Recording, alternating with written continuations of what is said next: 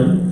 Before we get started, we're doing something new. For those of you that haven't been to our website yet, it is sfldg.org, San Francisco Leathermen's Discussion Group. That website I put together probably about 7 years ago or so, and it's been kind of kicked around and pushed more info into it, and threw stuff up and took stuff down, and it's kind of abused right now, honestly, and not in a cute way. So we want to refresh it. And so before we do that, I want to do a little bit of research. So whether you have gone or not, if you would please go and take a look at it. It would be great if everybody could go take a little survey. It's really short. Don't do it right now. Maybe do it later, tomorrow, whatever. I've made a tiny URL, tinyurl.com/LDG web survey, all one word. And if you go to that, it's just like maybe like a 5 or 6 questionnaire. You can tell us what you think about the website, what's useful, what sucks, what you want us to do, what you don't want us to do, and that will be some really good information for us to start the process of refreshing the website. So that's all. Thank you. All right, welcome back. I want to start by thanking the volunteers who helped us set up tonight. They're here before you get here, they're here after you leave, and there's a lot of work that gets done even before tonight that we really have to thank them for. Tonight's volunteers are Bear Chest 2021 Huggy Bear, Norm Limby, Chaz French, and Gabriel Sy. We'd also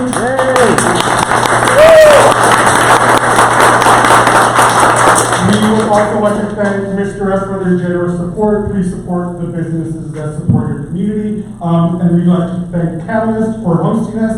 If you'd like to rent this space, go to leatheralliance.org and you can find some information on how to do that. We have an announcement. Next month, LDG and the Leather and LGBTQ Cultural District are co-hosting 2 nights in a row. So LDG will be on Thursday the 26th.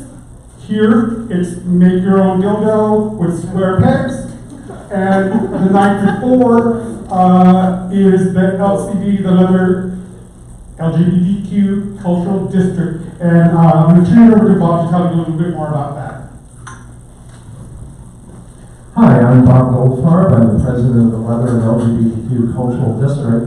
And the district was created by the city supervisors to support leather and LGBTQ culture in Soma. And that means artists, performers, community groups, and spaces like this one. And we're facing a lot of displacement, and in the long term, we're looking at buying a building. And in the medium term, we are looking for input from the community, which is you. And on the 25th of March, from 6 to 8 p.m. at the SF LGBT Center, we're having a town hall meeting to get your support. We're going to have breakout groups. We want to hear from you. We're going to be taking input. And all of this will feed into a 3-year strategy report that we're working on with the support of the city. So please come out to that meeting on the 25th of March at the LGBT Center and have your voice heard, and we would love to have your input. And if you want to check out our website, the information is there, and that is sfleatherdistrict.org. Thank you very much.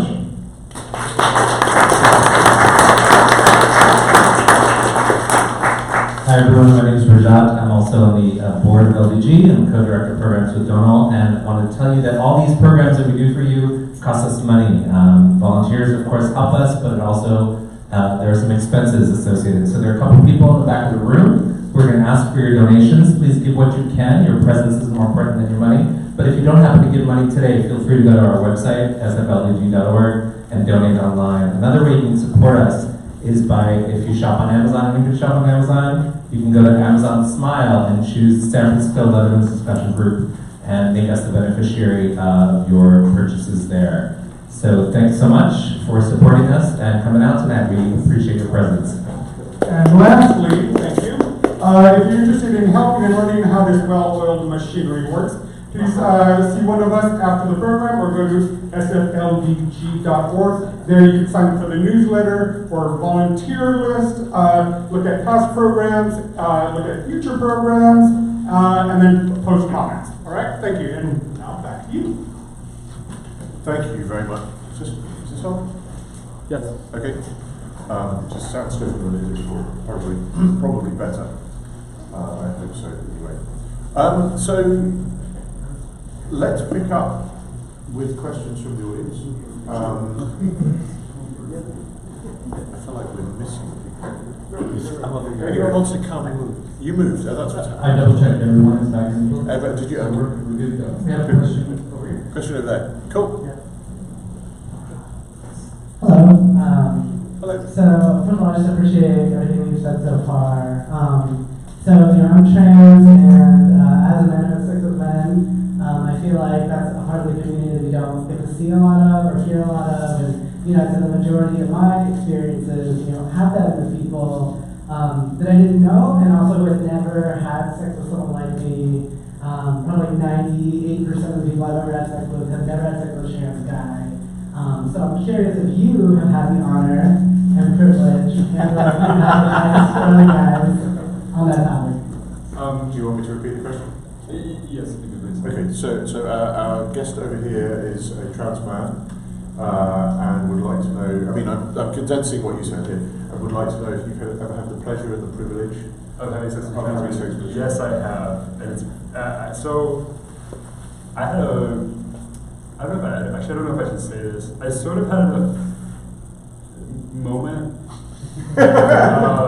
with one of my editor's husbands at The Advocate at one point. They were open and we all knew about it and everything was great. And that was my first experience with a trans man. And he he was a really good talk and so.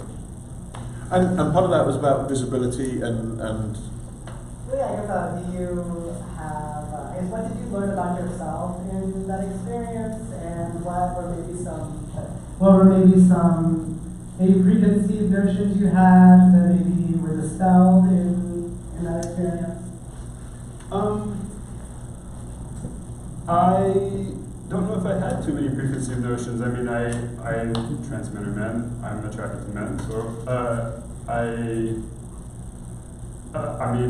didn't know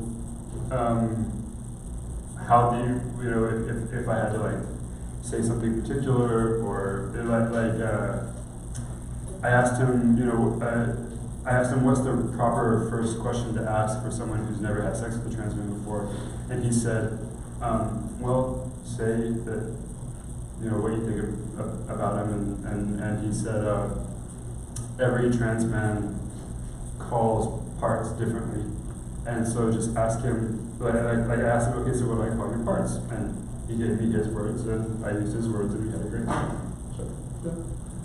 And that was a beautiful discussion that he had with me because I truly didn't know what to do.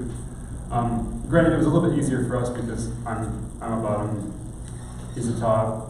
He had a really good toy collection, so we knew what we were going to do. So, yeah. Did all the toys have names?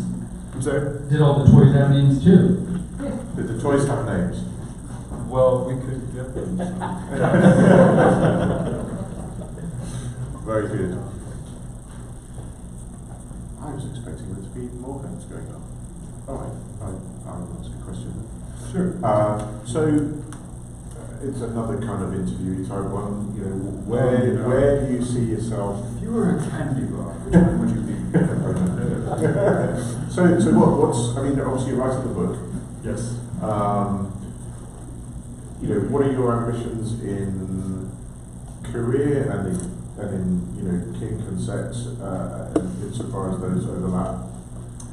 Well, I am beginning to, maybe this is also because I moved to New York, but I'm realizing that I'm not going to survive as a freelance journalist for LGBT media, just because they don't have the money, and you can't, no writer in the country gets that much money per article, just because writing articles doesn't pay that much. And you can't eat, you can't survive. And so, the natural progression, it would be to become an editor full-time somewhere. And that, those jobs are just hard to come by. And honestly, the skills to be an editor, I don't know if I necessarily, yeah. I mean, it's a very different kind of skill to be a writer and to focus very well on a particular beat, or to focus on several beats, and then to be an editor and curate that beats for other people. Because the editorial role is very, very different, and I would love to step into that position if it was available, but at this point that would be like an associate sex and dating editor at, I don't know, like Business Insider or something like that. I mean, there's a million publications that are expanding their sex and dating content, but that's still a very niche section of not only LGBT media, but mainstream media too. What about video? Doing a video? Video is the new medium. Yeah, absolutely. I mean, I would love to do more video, but I don't know what that looks like, and I don't know if necessarily my surviving future is in media. Just because my life is different now. In the past, like when I was working for The Advocate in LA, I was willing to work for very little money because I was a writer, and it was very romantic. And now I'm a little bit older, and I have a partner, and I want to be able to travel, and it kind of money is, and I'm living in New York, so I have no money, and so I'm looking at other possibilities. I don't know if that's necessarily going into the therapy route. I was going to ask about that. Yeah, that's something that I've thought a lot about. Right. Is you mentioned you don't have that training, and you thought about getting that training. Yes. In fact, I've been pursuing it. Okay. Was a nice person give you Chris Tennant's details? I don't know. Okay. Someone was asking me. But I don't know. You know Chris already. Yeah, that's fine. Yeah, I mean, the sad reality is that if I'm looking for a new career to make more money, it's probably not a therapist because they make no money. But I don't know. I right now I'm in that spot of my career where I love what I do and I love writing about sex. I think it's very important, but I'm also realizing that I have to do more. And I don't know what that more looks like right now. But I love copy. So I do love, I've had the privilege to work with some really great brands. So like I've done copy for Nasty Pig, I've done copy for Trough, I've worked with a few other smaller boutique adult pleasure products, market area stuff. And I would love to do more of that because it's a lot of fun writing about Lolos. So and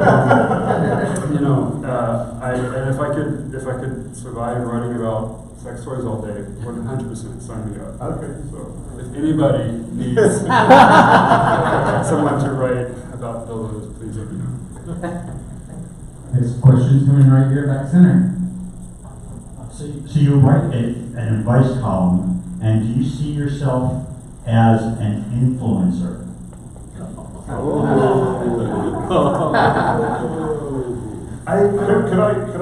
Could I split that into two types of influencer? There's influencer, and there's someone who influences. I mean, maybe I don't know. Influencer is such a millennial word, I don't really know what that means. Do you have a YouTube channel? I don't have a YouTube channel. Maybe I should get one. Are you on Instagram? I am on Instagram. My Instagram's very bad. Visuals not. I always thought I was going to be a writer, and so now I'm learning that it's not enough to just write articles. You have to really be this digital presence. But I never really thought that anybody was reading my stuff or that it caused very much of an impact until I got a private message from Dan Savage, who's now I consider a friend, and I've been talking to him about next steps in the future and whatnot. And Dan's really wonderful, and I've been on his radio show twice. And when I first went on the Savage Lovecast, I realized, people are actually reading my stuff, and it is actually helping people, and that's really what I ever set out to do. After I decided that I'm not going to be a literature professor, I wanted to write about sex, and I guess I'm influencing it as much as I'm creating visibility online about something that I think is really important. And especially in our current era of heavy internet censorship and crackdown, it's only going to be more and more important for people to be writing about sex on the internet. So I am influencing as much as I want to be right now. Cool. Yeah. We're over here on We this side now. Mike over there.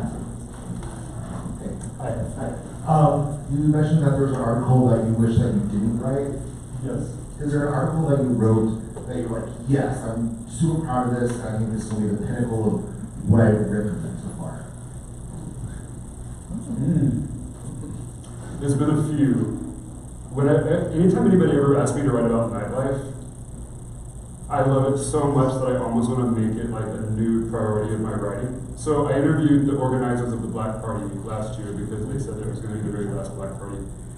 And I wrote that for them over at Condé Nast, which is the first LGBT publication by a major media outlet like Condé. And they were like, hey look, you write about sex, you have a lot of it, write about the Black Party. And I said, great. And then it was one of my favorite articles of my career because I interviewed DJs who've been DJing Black parties for years, and I interviewed people who DJ'd at like the original Black Party at Flamingo. It's Soho?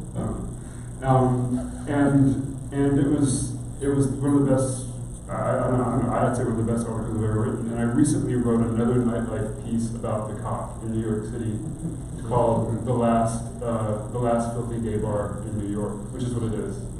The very last one.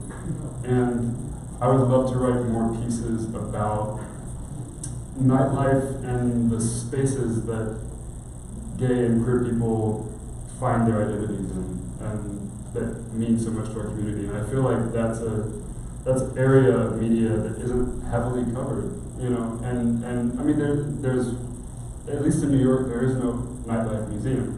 There's no nightlife archive. No one has saved the posters for the Black Party.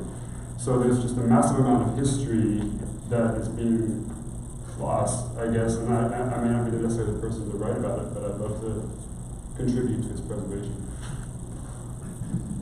I have a long-time listener, first-time caller. Hi. I think of you as one of those voices in the young kinky community that is important, but you also represent an entire swath of young kinky people that don't necessarily always relate to guys my age and the way we saw kink and the way we saw leather. Do you think there's kind of a kink generation gap? And if there is, does it even matter? That's a really good question. I mean, you know, there's a lot of fantasies online about like what is the previous generation of kink and what is old guard and new guard. And for the most part, and I may not be the person to say this, I don't know if I have any authority here, but I think that most of the time these are mostly myth. I know that's an opinion that you and I both share.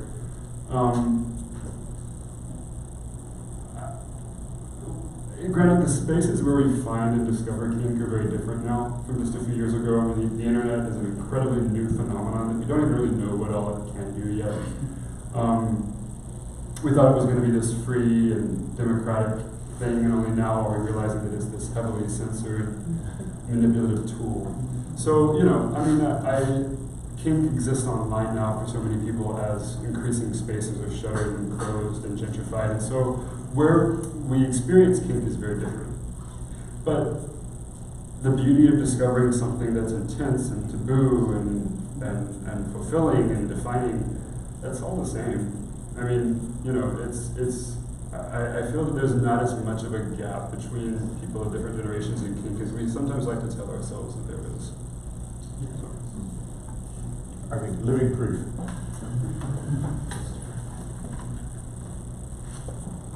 No introduction. This is actually a question that we got on our YouTube channel from somebody who's watching right now, from Jason SF. So he asks, how do you research for an article, or are you primarily writing from what you already know? It depends. If I know about it, I write from my own experience. I mean, my career started writing about my sex life, so I wrote a lot about bottoming and fisting and group sex and whatnot. So I think that those are still the most common questions I get. But every now and then, somebody throws me a curveball, and I love that. I wish that more people would send me sex questions outside my knowledge base, because then that gives me an excuse to actually find the experts and make those connections and get their advice. And better yet, let them come onto the blog and write themselves. at this point, always prefer a question outside my knowledge base than I do in, because it's more fun to write. And that's led to some great connections in the community. Right. Cool question. Thank you. I'm just going back and forth. Yeah. So you say answering questions, and you've been doing it for a couple of years now at least. Do you see any trends in the questions? Are there new questions that are starting to come up with the new generation that you weren't seeing when you started? Anything like that? Any trends that you want to talk about? The same questions get asked by people who are 55 and 50. I don't see any commonality of question between people of different ages. I mean, the sad reality is that I don't have the technology to filter a lot of their identifying information. I just, on good faith, don't publish any identifying information on my blog, but I do see their contact and their information. So I know if they're a man or a woman and what age they are, and I have their personal email address. And there are no differences between age, there are no differences between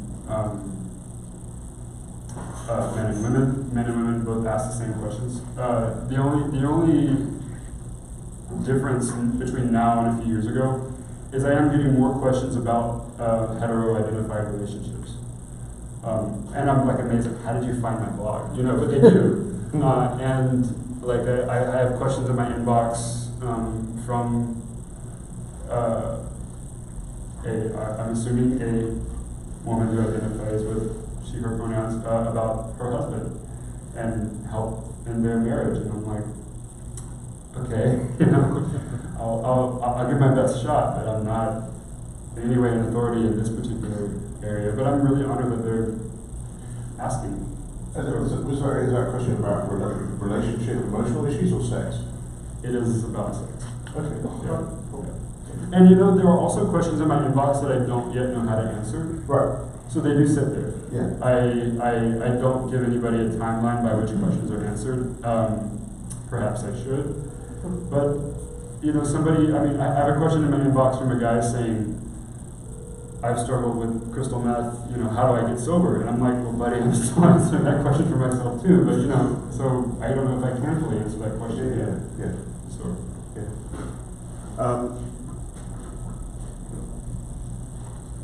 Hi there.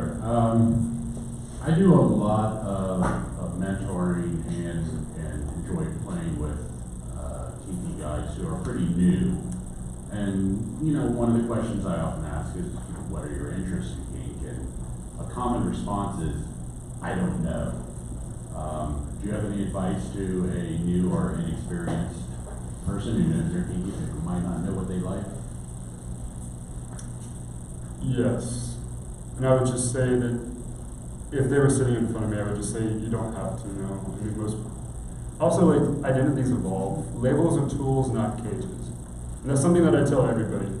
Regardless if you think you're gay, you think you're bi, you think you're queer, you think you're kinky, you think you're a pup. Labels. And I say that across spectrum. Labels are tools.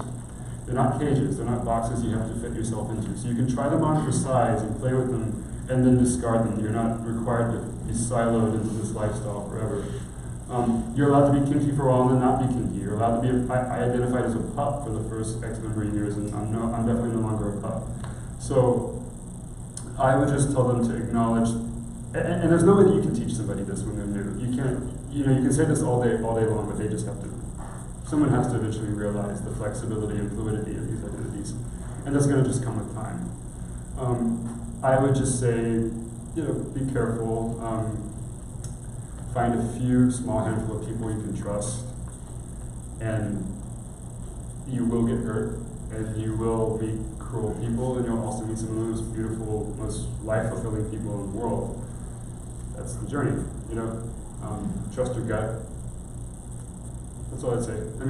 You learn all the lessons on the way. There's nothing that you can necessarily prepare for anybody. But, that's the beauty of the journey, is that they will learn these lessons. Yep. So, thank you. I've got you over here. I'll head back over there in a moment. Yes, I'm still sorry that Trans World Airlines went out of business some years ago. It'd be great to have you touched on gentrification or homogenization, I think, in passing with respect to what's going on the internet. And that seems to be going on all over the place. And yet the internet seems to be where much, if not all, of everything has moved. The real places where people might have met, for example, the real places where people buy things or meet people by chance, all seem to be shriveling up and dying. So can you talk a little more explicitly about that business of censorship online, gentrification, homogenization online? And I love the magazines you mentioned. There's one you didn't mention, which was in San Francisco, Steam. I know Steve. Yeah. Oh, okay. Yeah. Terrific magazine. Yeah. So I've depended on sex work for on and off for the last 7 years to survive, I'll be totally honest and say that it's never been my primary source of income. It's mostly always been supplemental, but I wouldn't have survived in Los Angeles if I hadn't done it. And the bipartisan attacks against sex work has taken the form of legislation that has trickled into digital content online. I was one of the first people to start sounding the alarms of a sex panic when FOSTA SESTA passed, and now it's unanimous everywhere. But I mean, that wasn't the first time. That wasn't the first hearkening bell of a sex panic online. I mean, even under the previous administration, I was in LA when they were protesting the shutdown of Rentboy, and I was at the demonstrations, and I reported on them. And when I reported on it, I couldn't mention that I also was on Rentboy. So we've been seeing a steadily increasing crackdown on sex media under the ruse of stopping trafficking. That's been the ruse from day one, and it is unimagined. It is completely a ruse, and has always, I believe, always been a ruse to crack down on people who use sex for survival and people who use sex for work. And I think that the conflation of sex work with trafficking has led to an incredibly heavy-handed form of internet censorship that is, I think, only going to get worse before it gets better. And I'm frightened about a digital culture that we're becoming a part of, where erotic art and the value of erotic media is suddenly now conflated with something that harms children and harms people. I don't think that porn harms anybody. In fact, I think porn is very healthy. So I understand where the misguided legislation comes from that's creating this digital crackdown of content, but I think that it has only harmed people, and I think that it will only continue to harm people. Over here in the entrance. Yes, I was wondering if anyone sent you a question about a subject matter and you decided, I don't know anything about it, but I'll go try that. Anything inspired you to go try something you hadn't done before? Just answer the question. Oh man. Yes, there has to have been, because I love trying my readers' questions.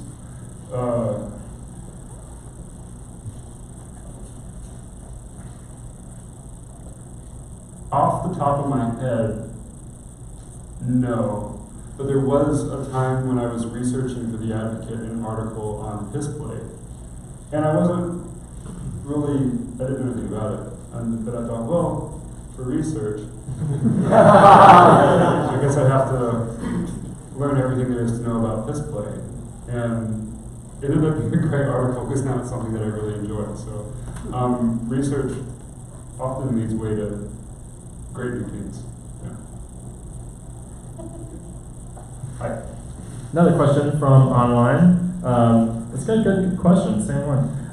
So his question is, again, Jason SF, has there been a subject you wanted to write about that you haven't been allowed or able to write yet, and why? It was a long time before Advocate let me write anything about fisting. That was like, I kept pitching a fisting article for several years, and they said no. Finally, they let me do it, but I've only been able to get one out.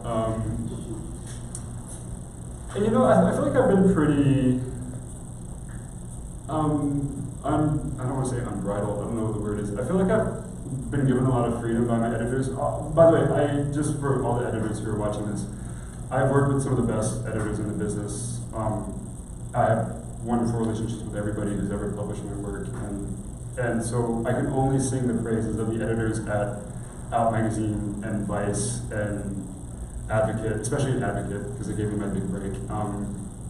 These people are the tireless campaigners for LGBT visibility and LGBT media, and they've worked so hard for not a ton of money to create this content. And so I've very, very rarely had people tell me no. And for the most part, I feel like I've very rarely written content that I wouldn't stand by. I don't think I've ever pushed something out that was very faulty or very wrong. So I mean, there is a lot more that I'd like to cover. So, Just right behind. Do you ever feel a tension between like your sobriety and just the indulgence and the hedonism of this kind of sexual life? Every day. And I wish that wasn't the case, you know? But yeah, every day. Because my drug use has everything to do with my sex life. I've only ever gotten high for sex. I don't have any context of drug use that doesn't involve sex. And sex is essential to life. So now that I have that mental connection, I'm never going to be out of the shadow of substance use, ever, the rest of my life. And every person I know who's ever had a problem with meth can say the exact same thing that I'm about to say, which is there's a moment when you're using heavily and you either realize this beforehand or you realize this after the fact, but there is a door, and through that door is this netherworld where broken people and broken lives live that can't crawl back. And the gateway to that door is through the dark marriage of sex and drugs. And I've tiptoed up to that space. I've peeked in. I've maybe spent a few wild weekends in there.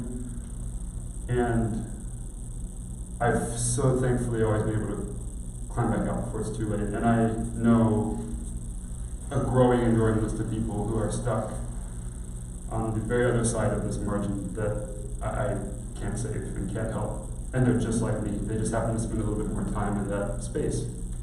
And the fact that they're still stuck there breaks my heart. And that's the link of sex and drugs. Yeah. I want to follow that up by asking, given your self-professed enjoyment of having sex with someone and never seeing them again, and some of the ways in which those encounters arise, online hookups, what have you. Yeah. How do you manage the risk of walking into someone's flat and being confronted with a pipe? Yeah. How do you manage that? You can't unless you stay away from apps. And I refuse. I'm not going to live. I am never ever going to let meth make me not live a life. I mean, you can't. I mean, every time I relapsed has been from that exact same scenario, from walking into a place and confronting a meth pipe.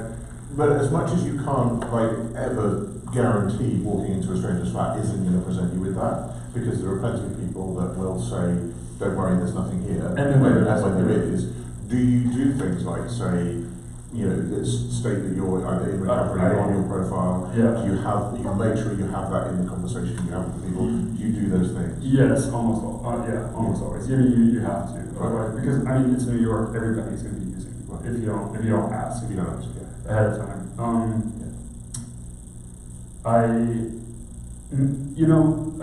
It's funny that we're talking so much about this, just because meth is one of those subjects that I tend to not write a whole lot about. And I tend to not put a whole lot of content out there. I'm pretty vocal about it, I guess, in my private life, although this isn't really private, but but it's something that I've written one article for Vice and wish I hadn't.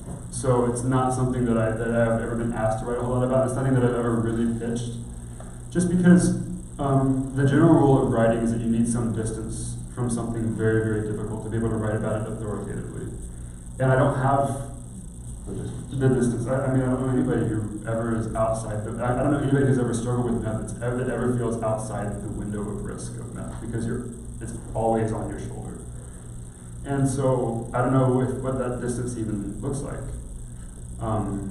Maybe 20 years sobriety. I don't know, whatever arbitrary number. But I don't know where. I think you've answered the question. Yeah. I just thank you. Yeah, appreciate it. Okay. I was going to say, describe your ultimate fantasy fisting scene. Yes.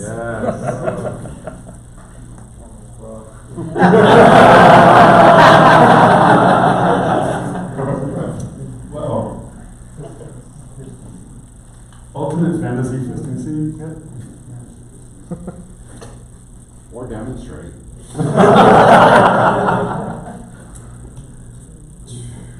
So, because I wrote about the Black Party, they gave me a free ticket to the Black Party. And I found out from the organizers that there was going to be a little cordoned off sling room, and that they were going to provide everybody with some Crisco. So I made the Black Party last year my fisting moment, and just said that I was only going to fist at the Black Party. I wasn't going to, because Brent, my partner, was going to go too, and I wanted him to sort of be king of his. Brent isn't into fisting, and he just likes having anonymous sex. So I said, I'm going to give you the sex maze. You can stay in your area, because otherwise we compete, So because we're both bottoms, and so we've been in I this. see. Competing for resources, not. Yeah. we generally don't go to the same sex parties together because we both like to be the center of attention, and if we're both there, then it's like. So I was like, you go off and have you can be king of the maze. I'll go in the sling room and be king of the fisting. Don't come in my territory. and I won't come into yours. And that's exactly what we did. And that was by a landslide the hottest fisting night of my life. Cool. So I guess that's my fisting fantasy. If I could have that again, I'm good. Wait, now, you mentioned it earlier this evening before we started this, and just the way you used the verb, it sounded like you were topic, but were you in the swing for this scene?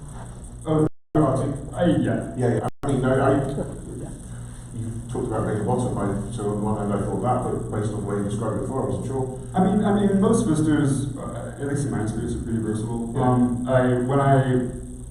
When I escort or do sex work, whatever, naturally I tend to, more often than not, top my clients, and they know that I have experience fisting, so I've coached a lot of beginners through getting a hand in. But in my personal life, it's definitely not what I prefer to do. So how many fists? And you can only count one person as one fist. One person, one fist. Yeah. That in that night? Yeah. It was a few. But also, this is a weird question. For some of them, one person lasted for a long time. Yeah, a long time. I don't think the number is outrageous. My biggest load count is also at a Black Party from a few years before that. So I decided I'm never going to beat 40. Right. So I decided to cap the load count at 40 and move on to something else. And that I don't know. I've never. You weren't counting. I wasn't counting. I don't know. I will say that I generally don't like fisting parties. I don't like fisting groups. Right. I like groups and everything else, but fisting groups are they're very weird. Okay, weird how? I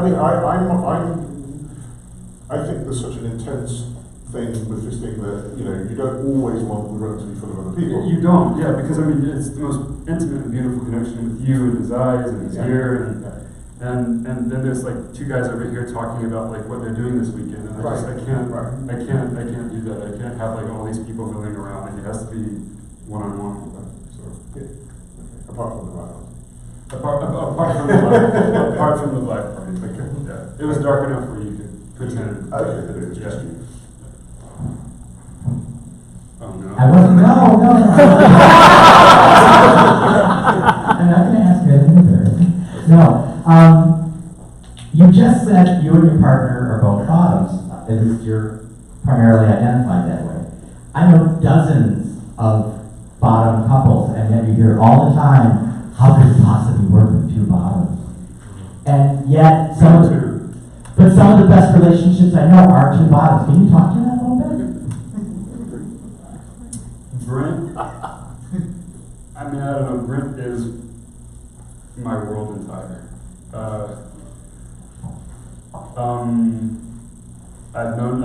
We've had like a romantic friendship for 4 years and been officially dating for 2, and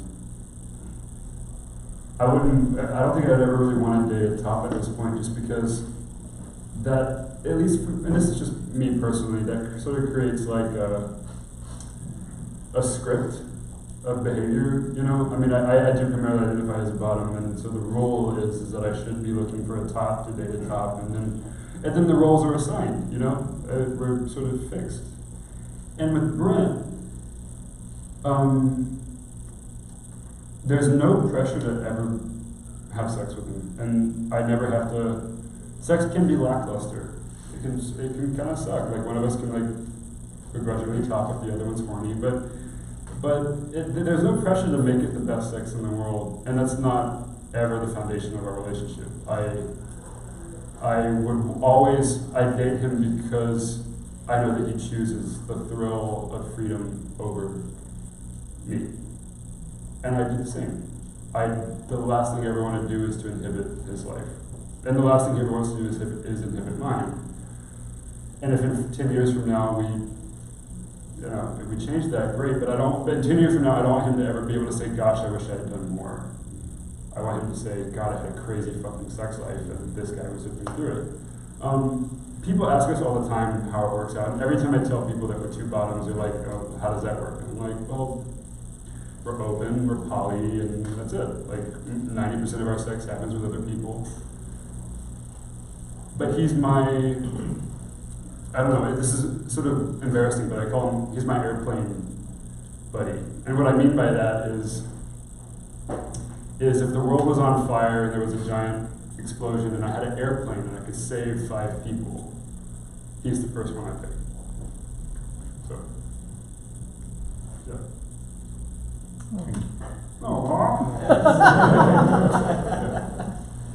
Mr. James, go with the microphone.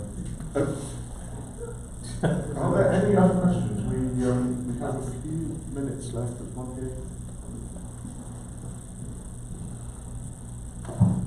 Hopefully an easy one. Tell us about your nickname. Beasley? Yes, when did you acquire that? So, my first no, that's not how it started. No, it was my blog. My entire career, I was planning on being a literature teacher, and in the last year of college, I took a course on web writing for the digital world. And I thought I was going to hate it because I was a guy who like read the beats all through college and thought I was going to hop on a train and travel across America and write novels. So I never really wanted to write about the internet. I thought the internet and internet content was sort of like BuzzFeed, and just kind of full of garbage. But an assignment of the class was to keep a blog and to do well, to track your metrics and track your engagement and see how many followers you could get over a certain amount of time. Mine was, it beat everybody in the class. I wrote about sex, and it got a lot of attention actually outside the class, so I kept it going. And I originally named the blog The Beastly Ex-Boyfriend. And the reason why is because I was dating this guy, and I had just broken up with him, and he told the entire school that I was the scum of the earth, and that I was this horrible ex-boyfriend. He spread all these rumors about me, that I was just this awful human being, and so I thought, okay, I'm going to own this great publicity and name my blog The Beastly Ex-Boyfriend and like show him and I started signing posts at the bottom, Love Beastly, or just as like a way to close the post. And the name just sort of stuck. My sir started calling me Beastly as a public name. My boyfriend at the time started calling me Beastly as sort of like a pet name, and it just sort of kind of became a thing. And then when I pitched my column, I originally wanted to call it something else. And my editor came back and said, no, we're going to call it Sexy Beast.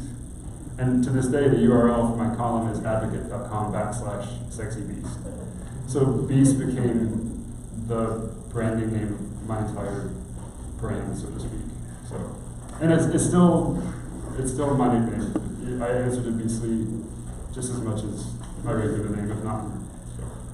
Brilliant question, excellent answer. Thank you very much, everyone. A big round of applause.